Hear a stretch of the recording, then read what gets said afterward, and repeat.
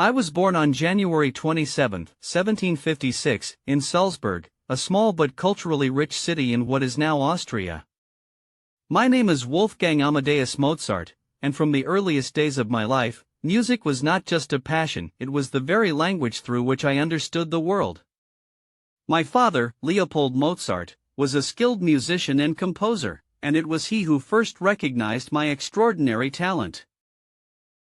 As a child, I quickly showed abilities that surprised even the most experienced musicians. By the age of 5, I was already composing simple pieces and performing before audiences.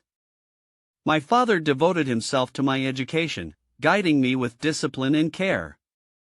Together with my sister, Nannerl, I traveled across Europe, performing in royal courts and noble houses.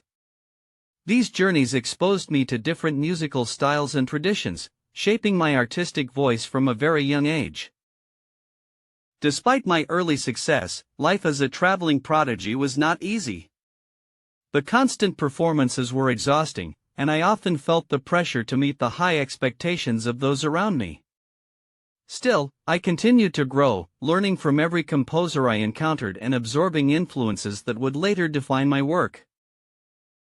As I grew older, I sought independence from my father and from the constraints of court employment. I longed to create music freely, without being tied to the demands of a single patron.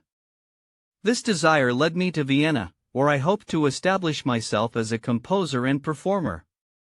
Life there was both exciting and uncertain.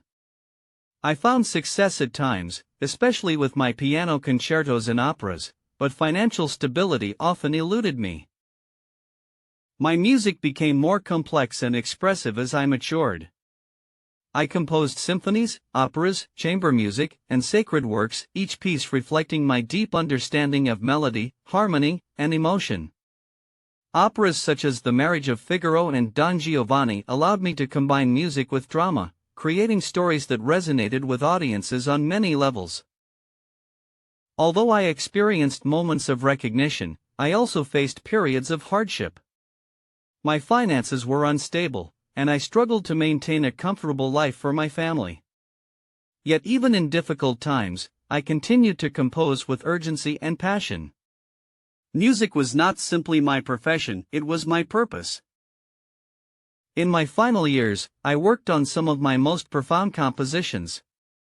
Among them was the Requiem, a piece that carried a sense of mystery and intensity.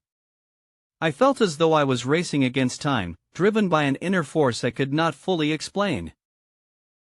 On December 5, 1791, my life came to an end at the age of 35. I left this world far sooner than I wished, with many ideas still unfulfilled. During my lifetime, I was appreciated by some, but I did not achieve the lasting fame that would come later. After my death, my music continued to live on, growing in recognition and admiration. Today, I am remembered as one of the greatest composers in history.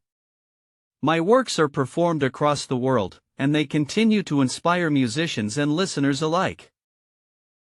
Looking back, I see a life filled with both brilliance and struggle. Though I faced uncertainty and hardship, I remained true to my art. Through my music, I sought to capture the beauty, complexity, and emotion of human existence, and in that, I believe I succeeded.